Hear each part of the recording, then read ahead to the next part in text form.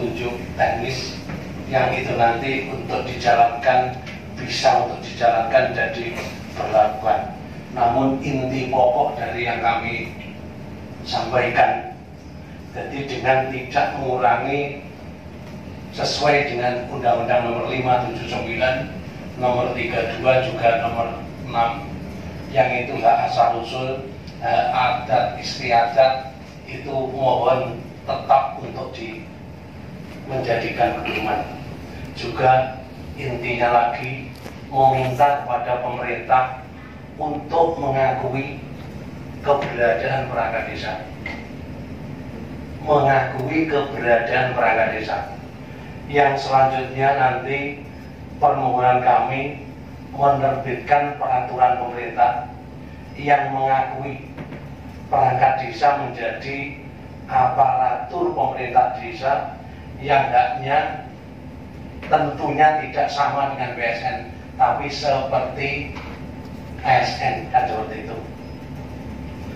Dengan perangkat desa yang sudah diakui oleh pemerintah, itu layaknya akan tidak ada lagi perlakuan pendiskriminasian, pemberlakuan yang hari ini mungkin dari Pak Sikri maupun yang lain itu tahu dan mendengar adanya pendiskriminasian dari pimpinan kami.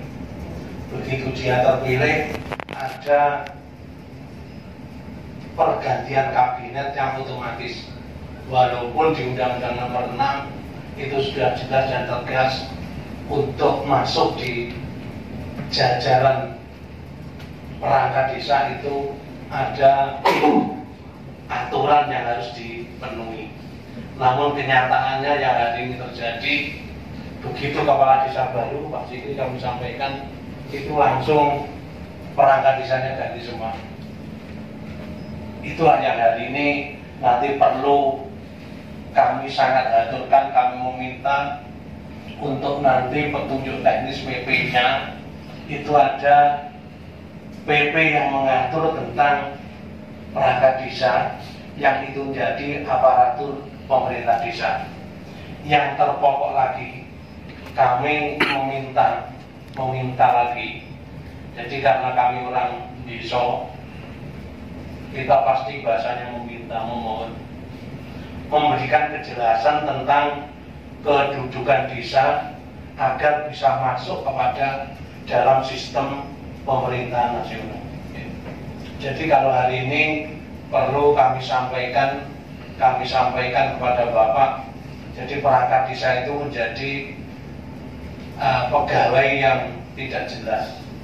Jadi walaupun hari ini saya memakai baju yang sama dengan Bapak, namun hak-hak yang kami terima tidak sama dengan Bapak.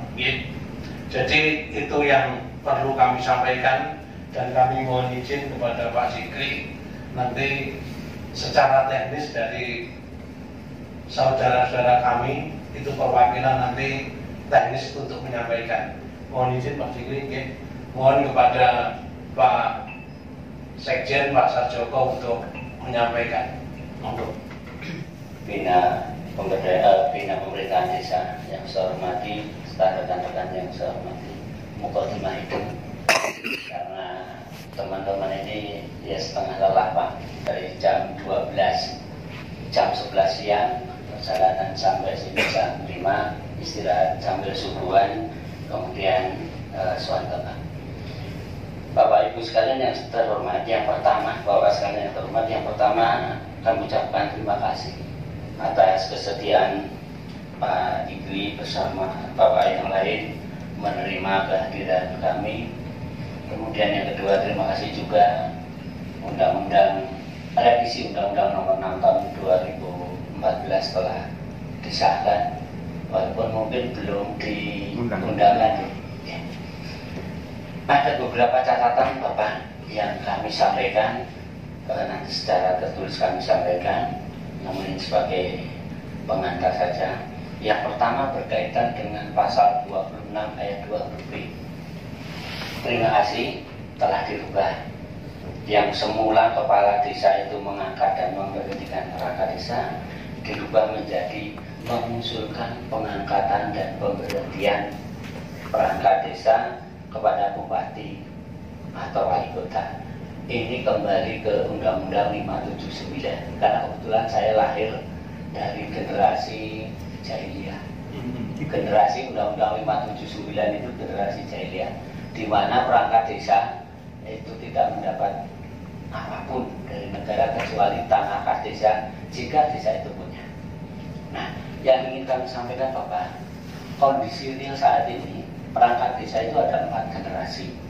Yang pertama generasi jahiliyah tadi, generasi Undang-Undang 579, generasi Undang-Undang 32 2004, generasi Undang-Undang 2299, generasi Undang-Undang 32 2004, dan generasi milenial generasi 6 2014. Karena milenial kenapa?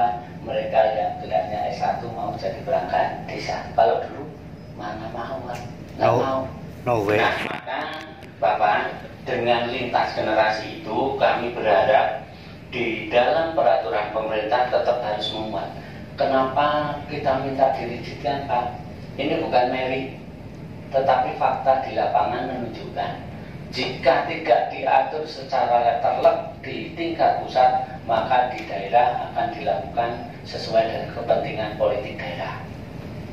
Yang kedua, juga tidak merit, pasal 118 hasil revisi itu begitu rigid mengatur mekanismenya Pak Kades perpanjangan. Nah, maka nanti Bapak di dalam PP mohon disampaikan secara rinci. Ini mendasari kalau teman-teman yang diangkat dengan Undang-Undang 579 tetap melaksanakan sampai batas usia 64 dan tidak perlu diganti SK. Karena dia SK-nya sudah dari Bupati, camat atas nama Bupati. Cuman saya tidak saya bawa buktinya Pak. Saya ada karena saya kebetulan di sini ada beberapa generasi Manula, termasuk yang Ancu. Ini generasi mana? 79 Mas masih pakai SK Bupati ya? Masih Iya, SK masih. Bupati. Masih SK Bupati. Nah, kenapa kita kok minta sampai usia 64 tahun? Itu ada dasarnya Pak. Yaitu pasal 15 ayat 5 tentang tata cara pengangkatan dan pemberhentian sekretaris desa dan kepala urusan, kemudian pasal 16 ayat 4 tentang persyaratan pengangkatan dan pemberhentian kepala dusun, itu ada. Kemudian Permendagri nomor 8 tahun 81 dan Inmendagri nomor 10 tahun 1990. Jadi dulu dasar pengangkatan mereka ada itu. Seperti halnya penjenengan campurnya satu kali Pak. SK mutasinya yang berkali-kali, tapi CPNS-nya sekali. Kami juga ingin berharap CPNS-nya sekali, CP apa kalau perangkat desa ya. Semuanya itulah sekali, tetapi mutasinya yang boleh berkali-kali. Begitu Bapak. Jadi ini mohon untuk tetap dirigidkan agar apa? Agar di bawah ketika Perbuk membuat itu tidak perlu konsultasi yang berkali-kali yang menyebabkan kelambanan terhadap proses pembuatan peraturan di tingkat daerah. Kemudian yang lain, yang SK 2299, 32 2004, dan 6 2014 tetap sesuai dengan undang-undangnya, yaitu 60 tahun. Walaupun dulu pernah ada yang menggunakan masa priorisasi yaitu jabatan, tapi kita minta tetap usia sampai 60 tahun. Nah, kemudian setelah kami gembira pada pasal 26 ayat huruf 2, ternyata begitu saya baca lagi di pasal 49 ternyata tidak ikut dirubah Pak. Nah, di pasal 49 ayat 2 huruf ayat 2 di Undang-Undang 6 2014, perangkat desa sebagaimana dimaksud ayat 1 diangkat oleh kepala desa setelah dikonsultasikan dengan camat atas nama bupati. Ini kan dua hal yang berbeda. Kalau yang pertama itu hanya mengusulkan kemudian SK-nya dari bupati menurut pemahaman kami, tetapi yang pasal itu tidak. Namun demikian di penjelasan di revisi ini dijelaskan bahwa ketentuan lebih lanjut pasal 48, 49, 50 diatur dengan peraturan daerah berdasarkan peraturan pemerintah. Nah, Maka kami minta Bapak sekalian agar tidak menimbulkan multitafsir. Mohon benar-benar ada pembatasan soal kewenangan mengangkat dan memberhentikan perangkat desa, di mana kita menginginkan agar perangkat desa diangkat dan diberhentikan oleh bupati atas usul kepala desa. Jadi tetap ada keterlibatan. Kenapa demikian Bapak? Fakta di lapangan banyak sekali perangkat desa yang diberhentikan. PP 45 tahun 2007 tentang persyaratan dan tata cara pengangkatan Sekdes PNS pada pasal 2 berbunyi begini Pak. Sekretaris desa yang diangkat dengan secara sah sampai pada tanggal 15 Oktober tahun 2004 dan masih melaksanakan tugas sampai berlakukannya peraturan perundang-undangan peraturan pemerintah ini diangkat langsung menjadi PNS apabila memenuhi persyaratan. Itu dua hal yang sangat berbeda, tetapi bisa dilakukan Pak. Maka Bapak merujuk dari itu, kalau tadi saya matur dalam bahasa istilah hukumnya ada jurisprudensi, mohon bisa itu menjadi referensi Bapak untuk menerbitkan. Kami tidak minta di PNS kan Pak, karena sangat tidak mungkin karena undang-undangnya tidak ada. Seperti tadi yang disampaikan oleh saudara saya Pak Cito, merujuk dari hal tersebut di atas, penjelasan agar penjelasan pasal 48 ditambahi frasa atau kalimat yang berbunyi Pak. Yang dimaksud dengan perangkat desa adalah aparatur pemerintah desa yang mempunyai hak dan kewajiban seperti aparatur sipil negara. Bukan sama Pak, tetapi seperti. Kenapa kami pakai kata seperti? Agar rekognisi subsidiaritas yang diberikan pada desa tidak hilang karena status kepegawaian perangkat desa menjadi ASN. Nah, kalau sudah seperti setidak-tidaknya 90% saya seperti penjenengan. Mungkin Siti tunjangannya yang berbeda oke karena kami hidup di desa lah. Jadi beda. Kalau Bapak mungkin dengan 3 juta tidak cukup, alhamdulillah kalau kami dengan 2 juta cukup Pak, gitu. Karena kami hidup di desa. Ini juga sesuai Bapak yang kami mintakan tentang, karena kami ini bekerja seperti ASN Pak, berangkat setengah 8, soal kemudian ada yang bolos, soal lain Pak, tapi ketentuannya jam setengah 8 sampai jam 16 atau jam 4 sore. Soal kemudian ada yang jam 12 izin, Pak wajeng izin teng pasar tumbas burung, ya itu normatif saja Pak, tetapi aturannya seperti itu. Bapak, kami juga memahami bahwa sebuah produk perundang-undangan antara yang disahkan dan diundangkan itu tidak boleh berbeda. Namun demikian ada kejadian yang tadi saya sebutkan. Maka jika tidak memungkinkan untuk ditambahi di dalam penjelasan, maka di dalam PP harus mengatur secara khusus tentang perangkat desa yang dimana nanti disebutkan sebagai aparatur pemerintah desa dengan diberi penegasan tentang status kepegawaiannya. Gitu Bapak. Kali ini senada juga Bapak, saya pernah membaca, mudah-mudahan ini benar, membaca surat senada yang disampaikan arahan Presiden melalui Sekretaris Kabinet pada tanggal 2 Oktober tahun 2023 tentang perihal penyampaian arahan Presiden terkait dengan rancangan Undang-Undang Perubahan Kedua Undang-Undang Nomor 6 tahun 2014. Di poin 7 itu disebutkan tata kelola perangkat desa diatur oleh Menteri Pemberdayaan Aparatur Negara dan Reformasi Birokrasi. Bapak, tetapi arahan itu kami menginginkan yang mengatur adalah Kementerian Dalam Negeri. Karena bed kami, mungkin ada contohnya ini teman-teman, ada ya, kami itu ternyata ikut Departemen Dalam Negeri Pak, bukan ikut Departemen Desa.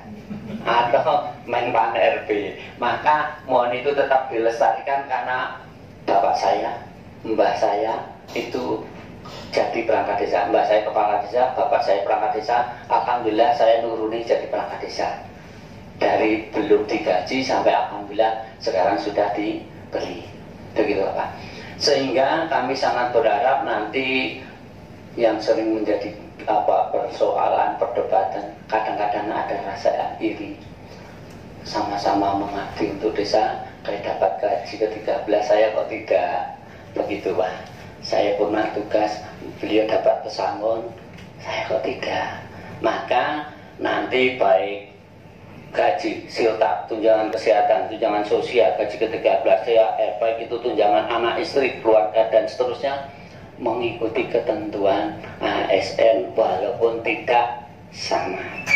Begitu, menyesuaikan dengan keuangan yang ada di pemerintah. Kami juga menyadari itu Bapak. Dan ini Bapak, kalau kita kembali pada posisi awal, ini sesuai dengan pasal 4 huruf B.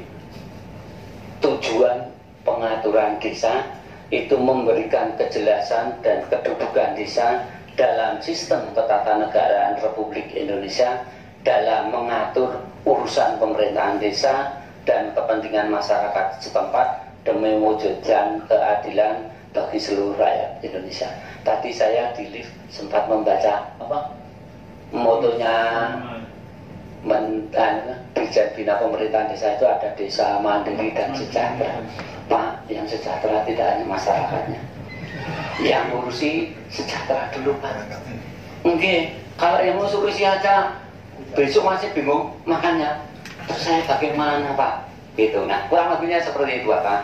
Sehingga kami di dalam bekerja ini bisa mendapatkan kenyamanan yang kemudian seperti di akhir cerita kami sangat berharap satu, apa yang kami sampaikan ini benar-benar menjadi yang kemudian seperti di akhir cerita kami sangat berharap satu, apa yang kami sampaikan ini benar-benar menjadi rujukan untuk kebaikan aparatur pemerintah desa. Kemudian kami nyaman di dalam bekerja. Bapak sekalian yang saya hormati, di penghujung permohonan kami nanti bisa disambung oleh teman-teman. Saya pada kesempatan ini sangat yakin Bapak adalah pribadi orang yang sedang diutus Allah untuk mengangkat harkat martabat teman-teman perangkat desa. Jadi pundak Bapak itu membawa jutaan rakyat, jutaan perangkat desa yang menggantungkan nasibnya pada jabatan selaku perangkat desa. Tanpa bermaksud untuk menggurui, kami sangat berharap satu, tuntutan kami bisa dikabulkan, terutama tentang penegasan status kepegawaian. Yang kedua, mohon saya Pak Cito tetap bisa dilibatkan di dalam pembahasan, karena saya tidak membawa gerbong apa-apa kecuali kemaslahatan bagi teman-teman perangkat desa. Sekian, assalamualaikum warahmatullahi wabarakatuh.